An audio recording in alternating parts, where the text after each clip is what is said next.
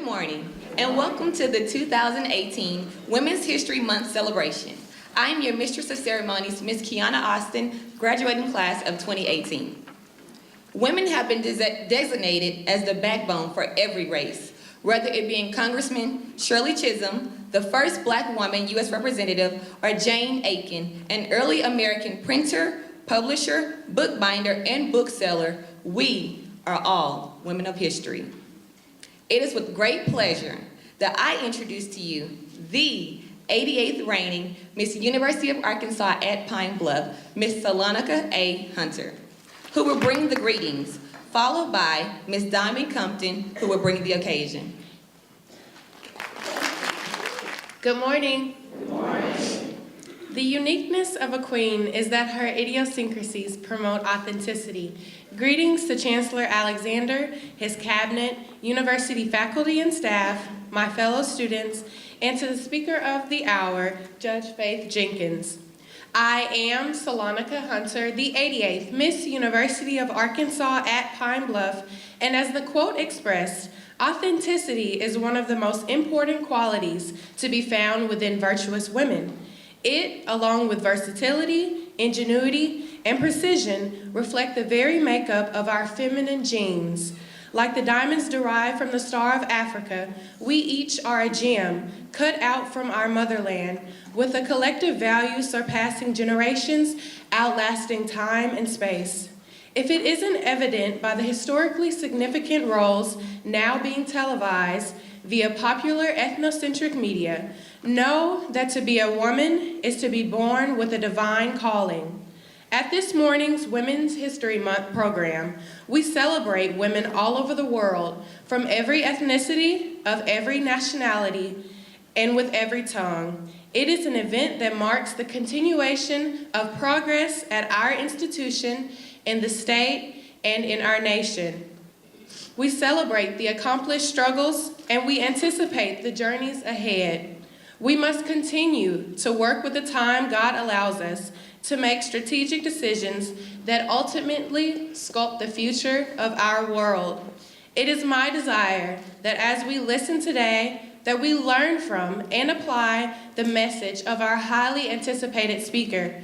Thank you and enjoy the program. Good morning.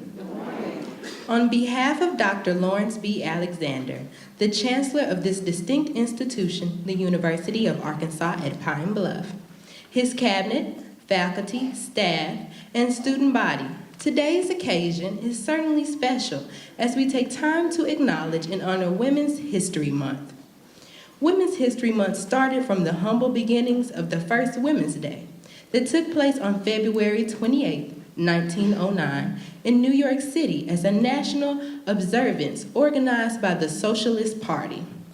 It honored the one-year anniversary of garment workers' strikes in New York that had taken place a year earlier, when thousands of women marched for economic rights through Lower Manhattan to Union Square. The strike in turn honored an earlier 1857 march when garment workers rallied for equal rights and a 10-hour day.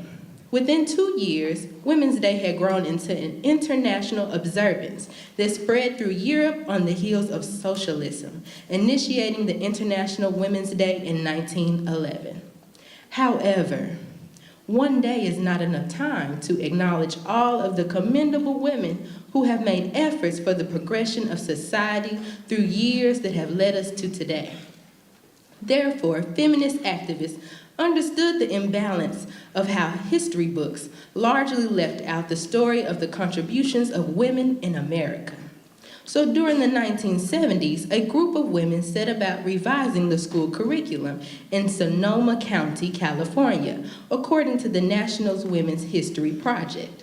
Their idea was to create a Women's History Week in 1978, timed around International Women's Day, which the United Nations had officially marked in 1975. The observance spread and grew into a cause of celebration, and organizers held an annual Real Women Essay Contest.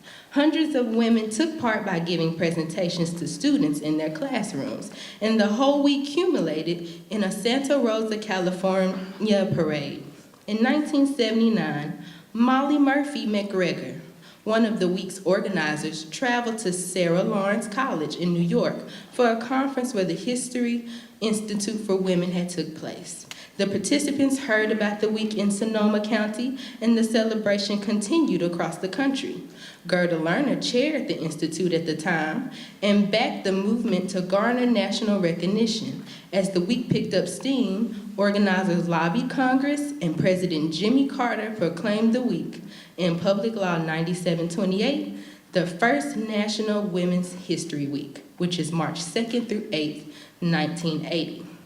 The Women's National History Project did not stop there. They continued for a longer observation, and President Ronald Reagan and Congress passed further proclamations in Public Law 109 in 1987, establishing Women's History Month.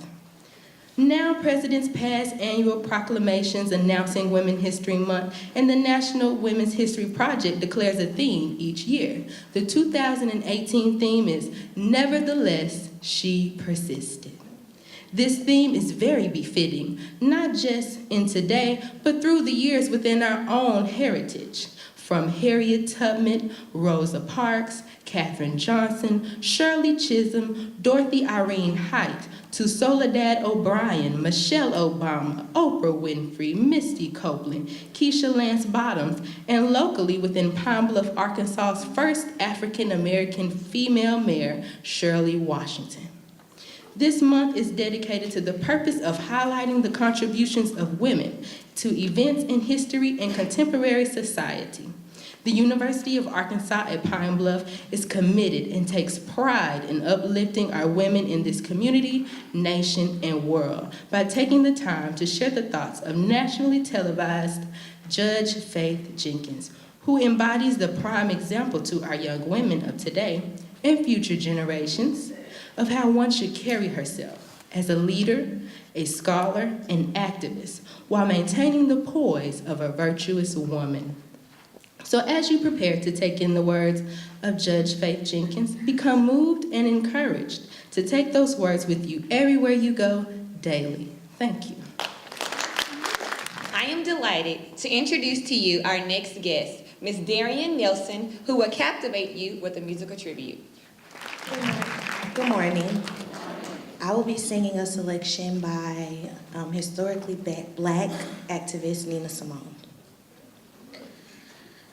Southern trees bearing strange fruit, blood on the leaves and blood at the roots, black bodies swinging in the southern breeze, strange fruit hanging from the poplar tree, pastoral scenes of the gallant South, their bulging eyes and their twisted mouths, scent of magnolia, pure and fresh, then the sudden smell of burning flesh.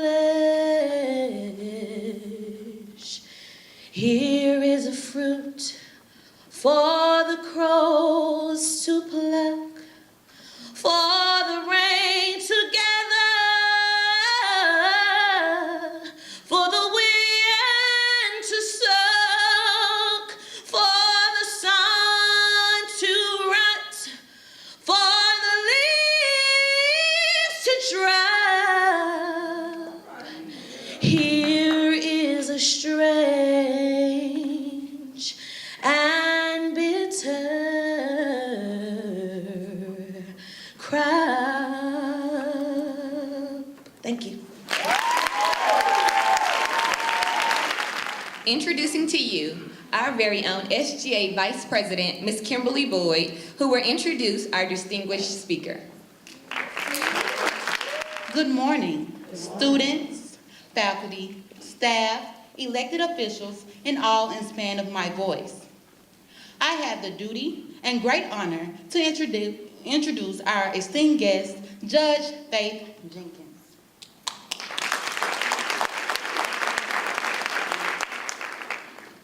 Judge Faith Jenkins, a Louisiana native, is a trailblazer, an advocate, and a pioneer in her expertise.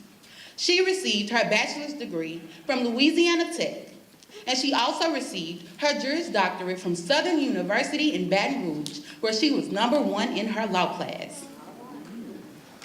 Not only is Judge Jenkins a world-renowned scholar, she is a world-renowned regal. She served as the first Miss Louisiana Tech, Miss Louisiana for the year 2000, and ultimately the first runner-up in the 2001 Miss America pageant.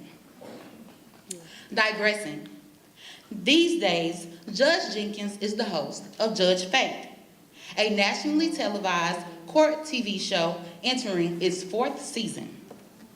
She is described as firm but fair. With a background as a skilled prosecutor at the Manhattan District Attorney's Office, specializing in violent actions, Ms. Jenkins can handle it all. For example, during the George Zimmerman case in Florida, Judge Faith analyzed the trial on major networks such as MSNBC, CNN, Fox News, and HLN. UAPB, I present to you Queen, Advocate, Judge Faith Jenkins.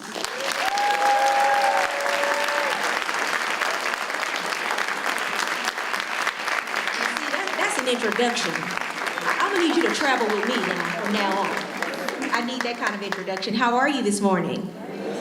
Thank you to the Chancellor, the staff, the students, everyone for inviting me here. I'm so excited to be here. This is one of my favorite things that I get to do, travel around the country and talk to students. How many of you are current students at the university now? Okay, so a fair number of you, and I see some kids. Are you from one school? Okay, are you in elementary school? Some of you are, some of you aren't. Okay, well, thank you for coming. I'm happy that you're here. I'm excited to be here. I flew into Little Rock last night, and I was telling them at the breakfast this morning, I was in Little Rock. This was the second time coming to Little Rock. I was there 18 years ago when I was preparing to compete at Miss America. I was representing Louisiana, and I traveled to Little Rock to a dress shop, and that's where I bought my evening gown for the Miss America competition. Dennis, who's traveling with me today, was there. That was a long time ago. And so as soon as I flew in, I remember just memories of that, coming in and getting my dress from Tony Bowles' dress shop, a dress that I still have to this day. I didn't win, so it apparently wasn't the dress, but it was close enough. I remember, it's been a while since I've been in college, almost 20 years. But I have a lot of college students that come in front of me on the show. How many of you watch the court show? Judge Faith, a fair number of you. Okay, and I only hear civil cases now. It's not like when I was at the prosecutor's office and I had all criminal cases. This is all civil, so it all involves money, roommate situations, ex-boyfriend, ex-girlfriend situations. But the number one thing I get from college students is always about money. So I'm gonna need y'all to stop telling people you're gonna pay them back when you get your student loans. No one ever does it, it never happens. I don't want to see this issue next year. And stop telling people when they ask for their money back, I got you. Because I've never had a case where someone said, I got you, and they actually got their money back. But these are two things I see from college students a lot that come in front of me. I love this time in your lives as a student here at the university because I know what you're thinking. I can remember a lot of the issues that I struggled with when I was your age, and it's all character development at this point. I'm trying to figure a lot of things out. This is a place at this university where you are now. You will make some of the best friends you'll have for the rest of your life. You will join clubs, sororities, fraternities, organizations. You will cheer, you'll hold down jobs, some of you 2 jobs. And you'll make a lot of friends, and you'll discover a lot about yourself. And when you leave here, you'll go out in the world with a spirit of achievement and special responsibility. But for you, this is only the beginning.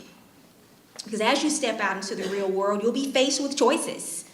Do I take this job or that one? Do I move to this city or that one? Do I marry that man or woman or that one? Make sure you check that credit now. Don't be too hasty. Do your due diligence.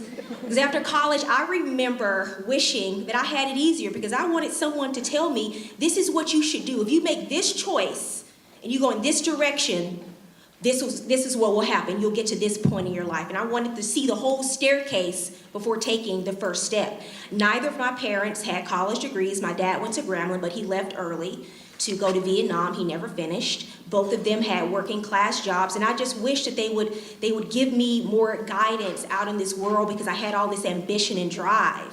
And I was hoping I wouldn't make one big mistake that would somehow knock me off my course and my destiny. Well, it's been 20 years since I sat where you're sitting, and I can tell you now, I'm living a life that's far exceeded my wildest dreams, my hopes, my expectations, and it's only getting better. And I did not get to this place because I didn't make mistakes, because I got it right all the time. I'm here because I decided that even if I made a mistake with my life, I wouldn't pay with the rest of my life. I'm here because I decided to let go of the past repeatedly and frequently and to forgive, not hold grudges. I'm here because I decided I was going to stop trying to fix my problems. I would fix my thinking and my problems would fix themselves. I'm here because I decided even when people did me wrong and did not treat me fairly, and it will happen again and again in your life, that I would not be bitter. I would be better. I would rise higher. There is so much freedom in making a choice to live that way. I didn't do any of these things perfectly all the time. I had my moments of doubt, but every day, this is what I strive for.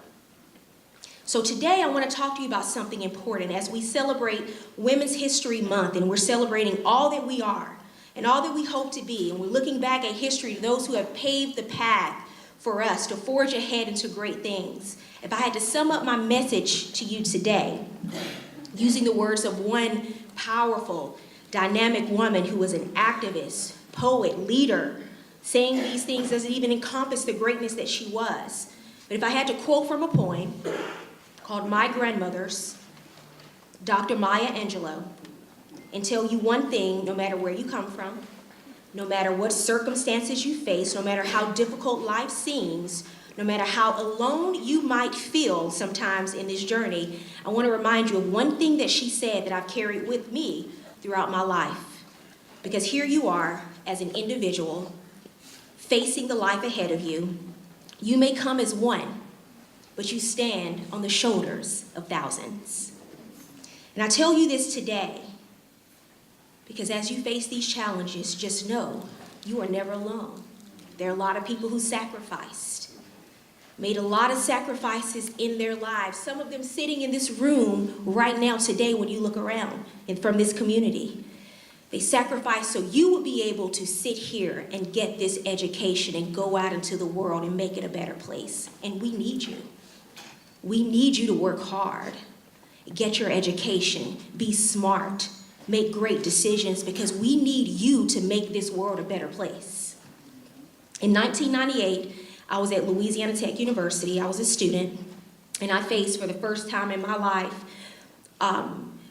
disappointment and rejection in a major way that I thought would be life-changing. I was a resident assistant in the dorm. How many of you are any RAs in here? Resident assistant? So I was a resident assistant in the dorm. You know what I mean by that. I was in charge of a floor in the dorm. And a new position in the dorm opened up. I'd done that for a couple of years. I was a senior RA at that time. A new position opened up for a hall director's position. Now, if I got that job, I would be in charge of the entire dorm, not just one floor.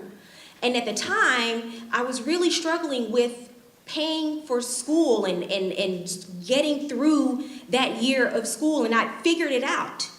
I'm a senior RA. I'm up next for this job. This position opened up that I didn't think would open up, and I was the next in line to get that promotion. And the hall director's job came with all of these perks, and apartment and room and board would be completely paid for. And it was the perfect position for me at that time, because if I got that job, a lot of my problems would be solved.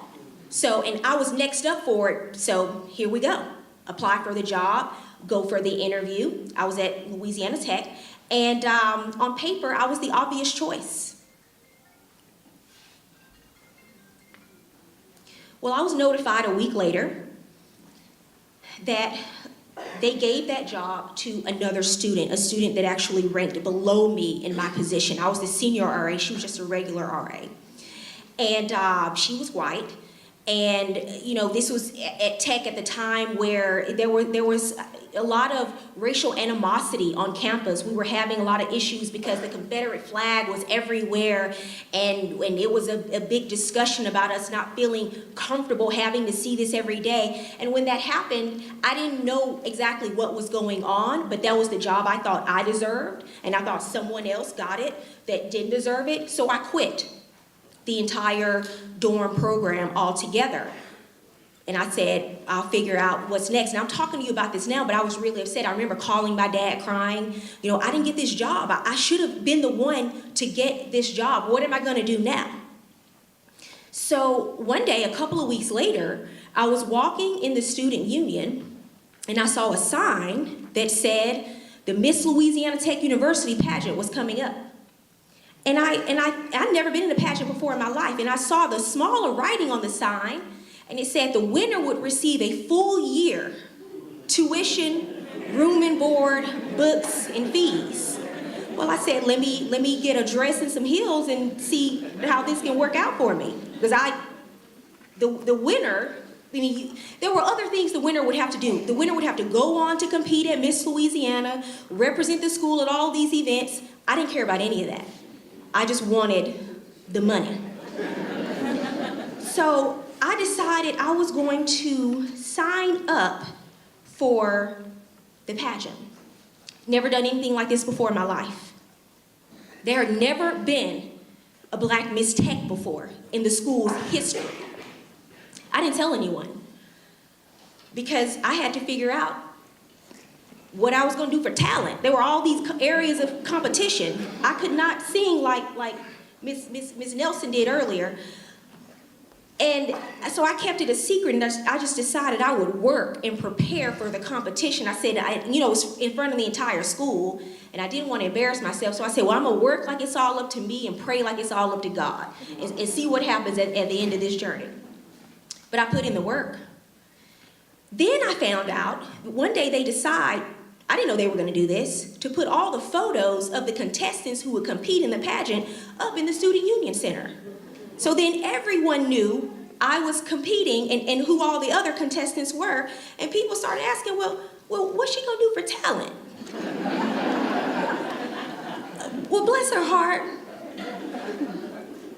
And then I found out that one of the other contestants had been a former Miss Teen Louisiana at 18 years old, and she was the 4th runner-up to Miss Louisiana the year before. So she was basically a pro competing in the Miss Tech pageant along with me and the other contestants. Everyone knew she was going to win. She had all of this experience. But I made a choice at that point in my life that would shape the rest of my life, change my outlook forever, because I decided to believe in myself when no one else did. Our former First Lady, Michelle Obama, once said, courage is contagious and hope can take a life of its own. There is something special about making a choice to believe in yourself when no one else does. There is something dynamic when you make the choice to not listen to the outer voices that will tell you what is possible for your life. Just because people can't see it for themselves, they don't see it for you either. But you have to make that choice about what you believe about yourself. And at that point, I said, you know what? I'm going to believe I can do it. despite all odds, and I'm going to put in the work. I worked hard. Even my dad told me it's political. That night I got on stage to compete in the competition, and I made it all the way up to the final two of us standing on the stage. The pro, former Miss runner-up to Miss Louisiana, and little old me standing there waiting for them to announce the winner. When they called out the first runner-up, which means second place, they called her name, which means I just made history at my college and won a title that by all accounts I was never supposed to win. And I want to tell you why that was so significant. Winning Miss Tech meant I had to go on. I won the money, so I was good in that area, but it also meant I had to go and compete at Miss Louisiana, something that I didn't even really want to do. But then I thought, okay, I should keep going. I could do this. And 2 years later, I won the title of Miss Louisiana. And then a year later, first runner-up to Miss America, and won in the span of those 3 competitions over $80,000 in scholarship money to completely pay for my college and law school education. The reason why this is so significant is because this all started because a job in the dorm I did not get. I would have never entered the Miss Louisiana Tech pageant had I not gotten that job, When you're going through this journey in life, you have to know and understand not every closed door is a bad thing. Some of your greatest successes will come after your greatest disappointments. My entire life changed because of a job I cried about not getting. Because of a job I was upset about, because of a job I prayed about, because I wanted it. And looking back, I thank God I didn't get it because his plan for my life was so much better than my own. When you're facing choices and you're making decisions, remember what Caroline Myers once said, go with the choice that scares you the most, because that's the one that you will grow from and learn from the most. Sometimes we pray for God to change our situations, not knowing he put us in those situations to change us, to shape us, to grow us, to force us out of our comfort zones. Get comfortable being uncomfortable, because that's what your journey really should be like, being uncomfortable and knowing that it's going to be okay.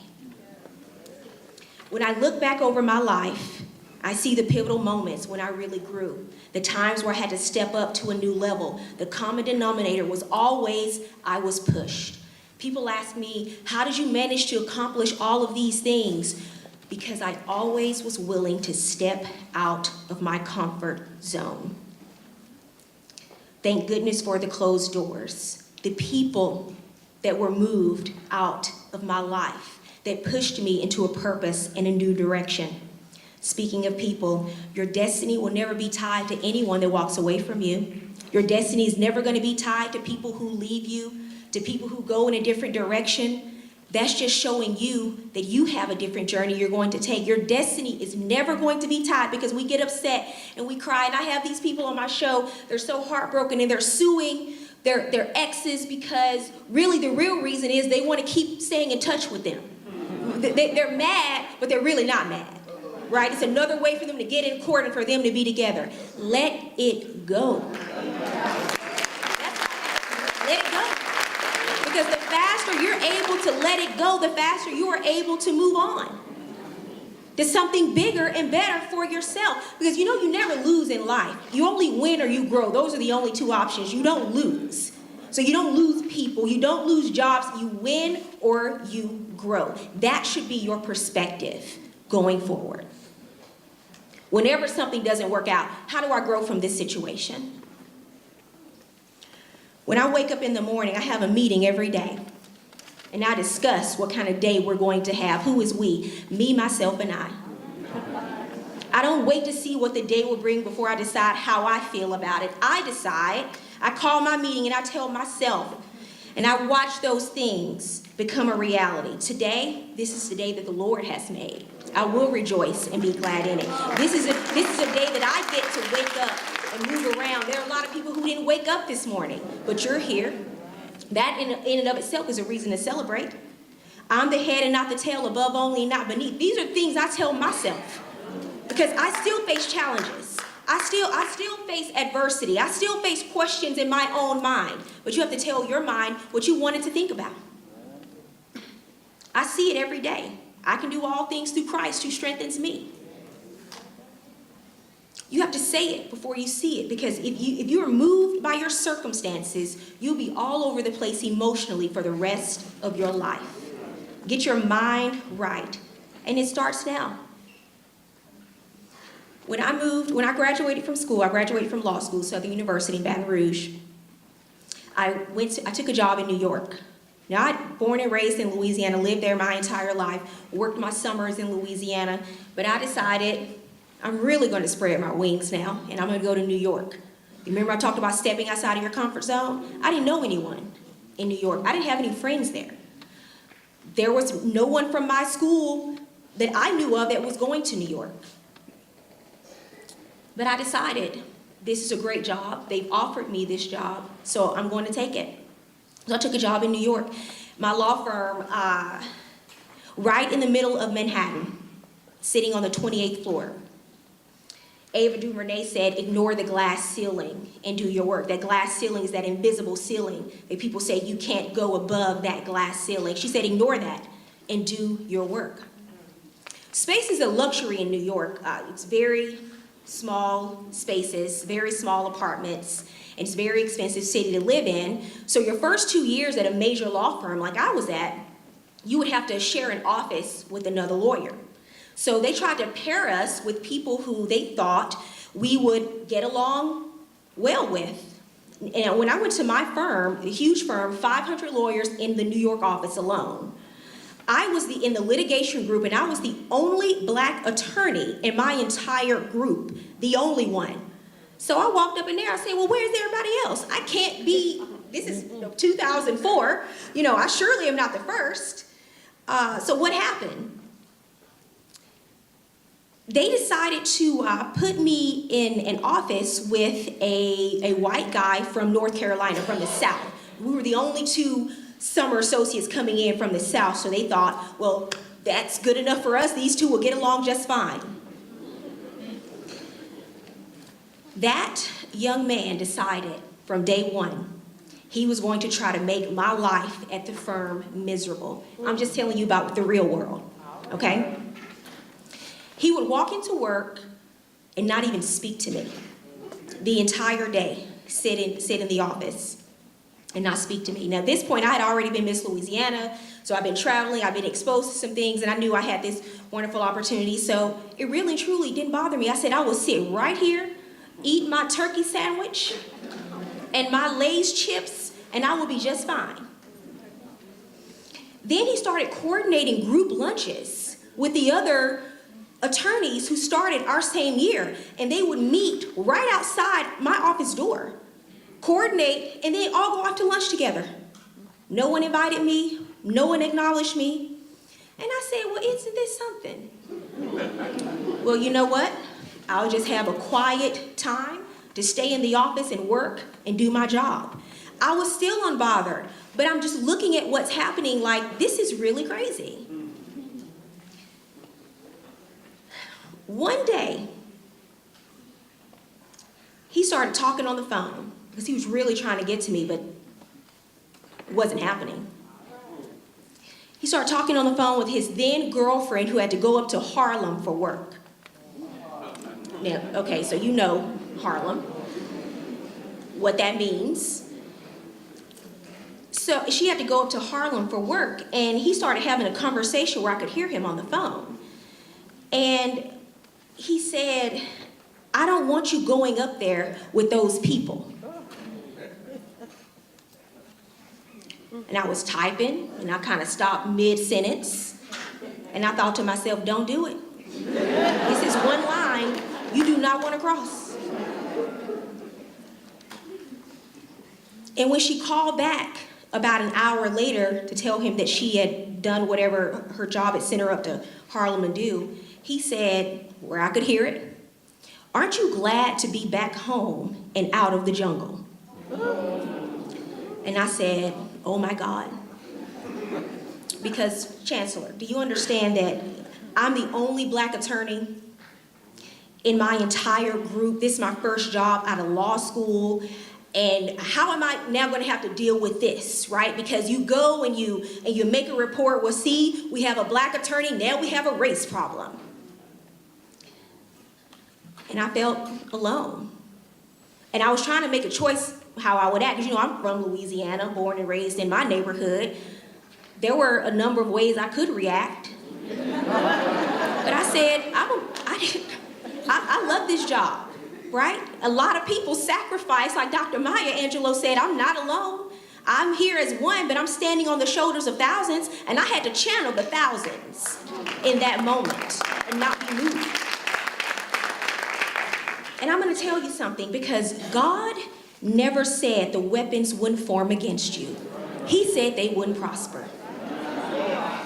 And I decided in that moment, when I was faced with someone going out of their way to make me feel like I didn't belong, to make me feel isolated, unwanted, I decided, why would I let someone define me who did not create me, when the one who created me has already decided who I am to be? So no matter where you go, not because of who you are, but because of whose you are, they're going to have to put some respect on your name. Now, I've been quoting women in history, but that's from Birdman, just so you know.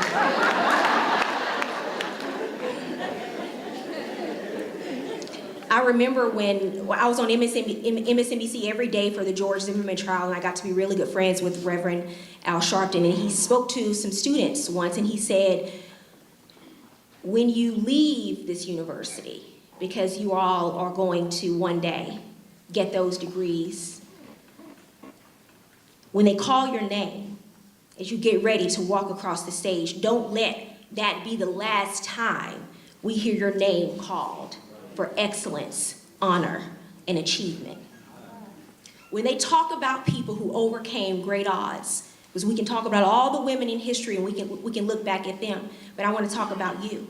When they talk about people who overcame great odds but pursued their dreams anyway, I want to hear them call your name. When they talk about how you weren't qualified for that job, but you worked hard, applied yourself, and got it anyway, I want to hear them call your name. When they talk about future doctors, lawyers, nurses, artists, teachers, engineers, I want to hear your name. When they talk about how when you fell down, yes, you might have fallen, because we all fall, but you landed on your back because you knew if you could look up, you could get up. I want to hear them call your name. When they talk about future mayors, governors, leaders of our nation, all the way up to the White House, I want to hear them call your name. And you may have to wait a couple of years before you go to the White House. It's a little tentative situation right now. You know it's bad when Omarosa didn't even make it.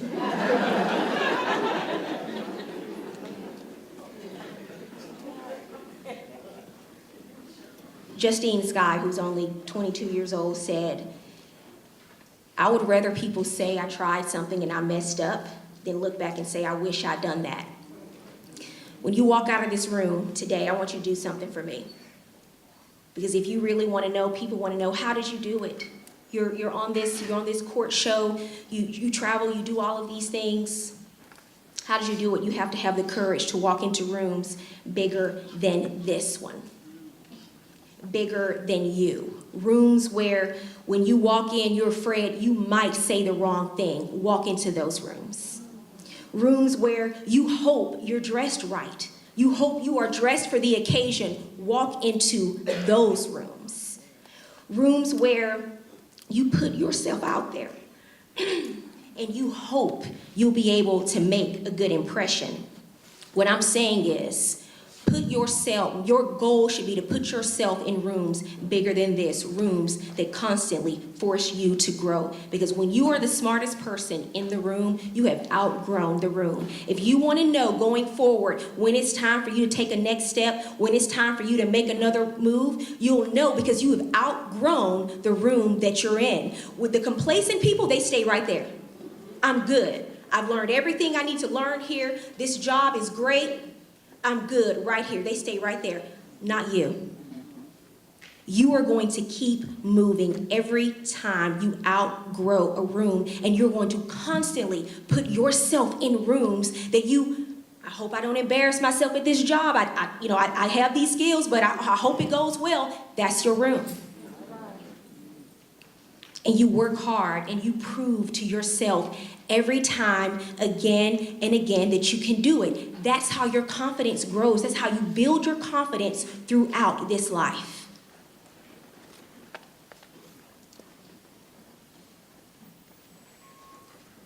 Oprah said, step out of history that's holding you back. Step into the new story you're willing to create.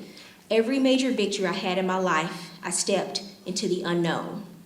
I want you to imagine headlights on your car. You're driving at night. You can only see 100 feet in front of you. But you don't stop driving because you don't see your destination, right? Destination is 50 miles away. You keep driving because as you go further, you see more. Will you take the step with the light that you have? Will you do that? The light that you have, will you take that step and keep going? Ego says, once everything falls into place, I find peace. No, find peace today and watch everything fall into place. When I left, I want to tell you about how I got my TV show before I close today. I was at the DA's office. I was working as a prosecutor in Manhattan, handling a lot of violent cases. I always say once you go to the DA's office, you really know what happens in the city. You never see the city the same again. Most things don't make the news because if they did, people would be scared to walk around, ride the subway. I never knew there was so much crime on the subway until I went to the DA's office and started working, getting those cases. But I decided that I wanted to do something else with my career. And at the DA's office, they would not allow you to do any media or anything like that. And I was really interested in being a legal analyst on TV. So after working for 8 years as a lawyer, first at a major law firm and then as a prosecutor in Manhattan, I decided I would take a step, a leap of faith. I would jump into the unknown. So I had some money saved and I decided I was going to quit my job. And see what happens. I had meetings set up the next day with the network for an unpaid position just to be able to talk about cases on TV. But I decided now is the right time for me to do this. And I didn't have another job lined up. And I didn't tell people at my office what I was doing because I didn't want people to say, what do you mean you're going to go and do TV? What is that about? You have a job. Why would you ever quit your job? For me, it was the right step. And I had peace about it. And I just remember before I left the DA's office, someone coming up to me asking me, well, what are you going to do next? I said, I don't know. I'm going to take some time out. I'm going to figure it out. Well, that's crazy. Why would you ever do that? And a year and a half later, I was hired full-time as a legal analyst on MSNBC. And 6 months later, I was approached about having my court show, which is now the 4th year on the air, nationally syndicated. And I tell you that because had I decided not to step into that room that was too big for me, had I decided not to step into the unknown once again, was I scared? Yeah, you're gonna be scared, but you know what? You do it afraid. That's how you get over fear. You feel it and you do it anyway. I'm not telling anybody in here to go quit your job when you go back after lunch today. That's not what I'm saying. You have to do what Judge Faith said for me to quit and jump. That's not what I said. I'm telling you my story, my journey, what I did at that time. But I jumped. I decided to jump. And it was the best choice I ever made for me. because look at the journey, look at where it took me, where I am today because of that decision. We need you. We need you. Look at what's happening around the country right now, and all of the young people that are taking up positions of leadership and letting their voices be heard. We need you, people with honesty, integrity, kindness. All of these young kids that are sitting in the back, they look up to you. Show them that you can win by being fair, by treating your brothers and sisters with respect. Jealousy is a useless emotion. Applaud each other's accomplishments. Take the high road. Treat people right. Share positivity and be a light in this world. That's when we talk about women's history and the women and the people who have gone before us and made the world a better place. Because I didn't have a lot of mentors, people that I could reach out to and physically contact. But I looked at people who achieved. And I looked at women in history who achieved. And they all had this common denominator. They were able to excel far beyond, over and beyond their circumstances, because they stopped looking at what was in front of them and they started believing in what was possible for them.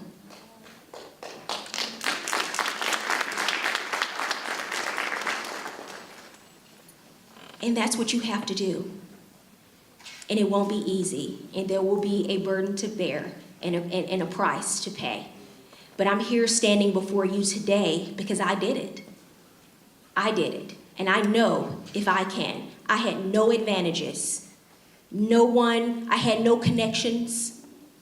No one knew somebody to call on my behalf. I didn't even know. I picked a college. I said, okay, I guess I'll go to somewhere that's close to home. No advantages. But God was on my side. And I was willing to do the work and pay that price. And you can too. Thank you all for having me. I appreciate you. Thank you. Thank you, Judge Faith, for your message on faith, perseverance, and forgiveness. Now we will have a Q&A session. Good morning. My name is Sharon Patterson, Good morning. and I would like to know, have you ever made a decision in your ruling of a case and later regretted it? Yes. Because like you, I watch them back on television. And sometimes I will see things that I didn't notice at the time. You know, on the show, I hear up to 10 cases in one day. So it's a lot to take in all at once, and it's a lot of reading, a lot of research. Our cases are real. They're real people who file cases in Little Rock, in Arkansas, in places from around the country. So they're real cases, real people. And so I do a lot of reading in preparation, and sometimes, every once in a while, I'll look back at something and say, oh, I probably would have done that a little different. Mm-hmm. It wasn't your case, was it? Okay. I'm just checking. And just to let you know, she comes on at 8 o'clock in the morning, very timely. Okay. Greetings, Judge Jenkins. My name is Jaleesa Brown. I am currently a junior at the university from Chicago, Illinois.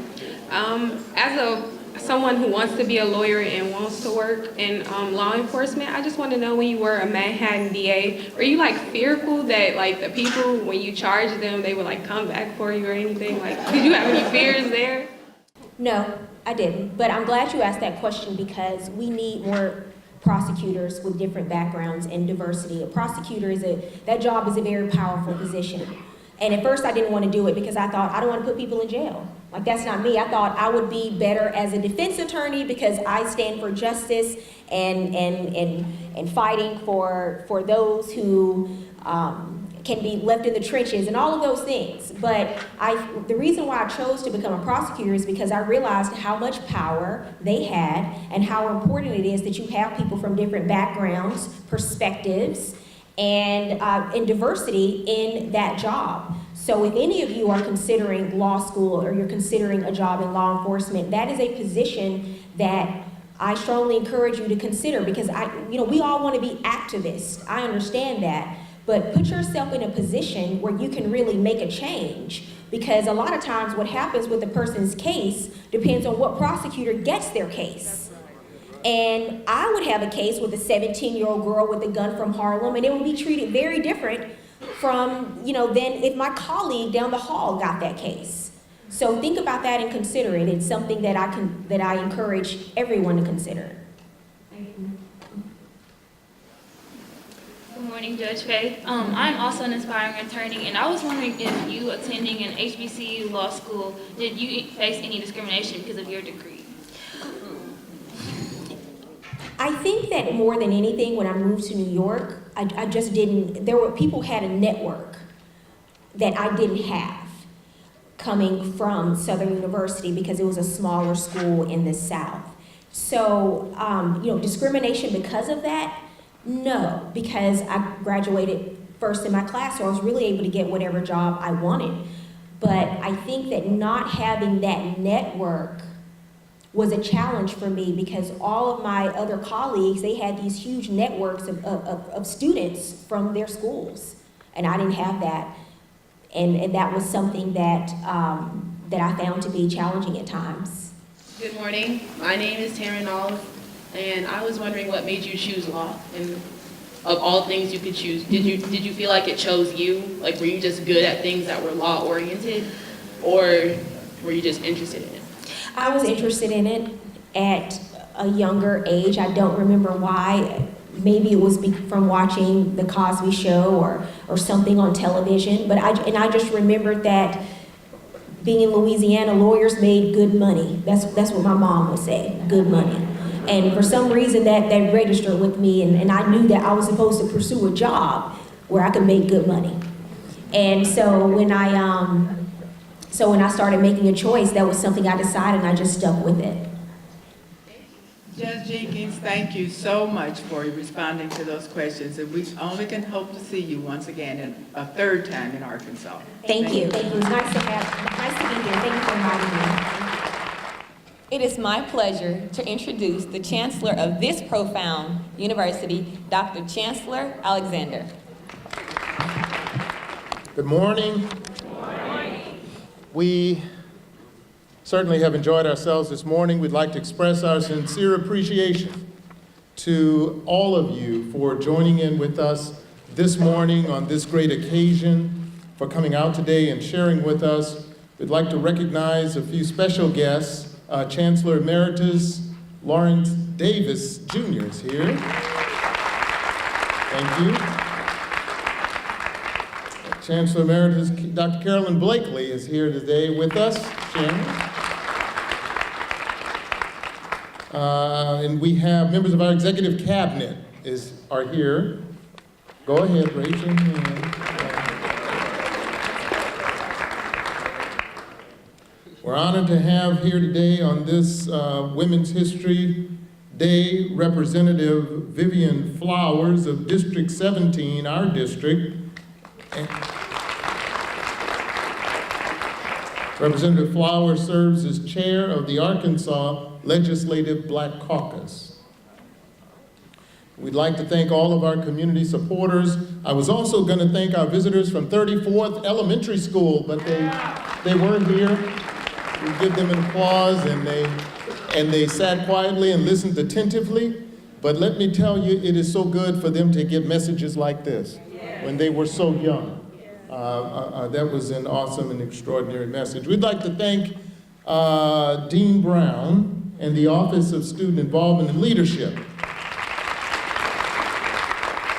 and the members of this Women's Day Celebration Committee for their hard work and dedication in making this event a success. And last, but certainly not least, we are so pleased and delighted to have had with us today such a dynamic speaker.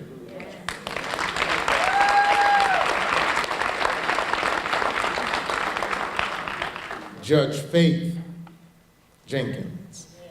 We are honored to have had you here on the campus of the University of Arkansas at Pine Bluff. This event today will be long remembered. Thank you so much for traveling all the way to the state of Arkansas to share these great words of inspiration, words of motivation, words of wisdom with our students, our faculty, our staff, and our community. You are quite the visionary, and you serve as a beacon of light and hope for so many as you continue to empower our young women and inspire individuals of all ages and from all cultures across this nation. As a token of our appreciation, we'd like to present to you this little Golden Lion token of love from your friends at the University of Arkansas at Pine Bluff.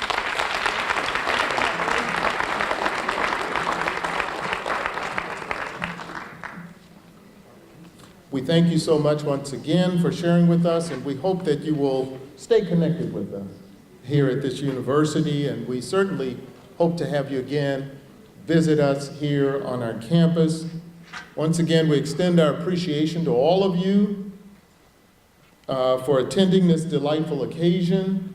I'd be remiss if I didn't thank also this dynamic jazz ensemble. Mr. Darrell Evans, for bringing them here today. They have done a remarkable job. And thank all the members, all of those who participated on the program. You did an excellent job for us today. Thank you so very much. Oh, wait a second. I don't want to miss the court. You know, the queens of our court. Let's give them a round of applause. You stand. Let's recognize. Very good. Thank you. Thank you all.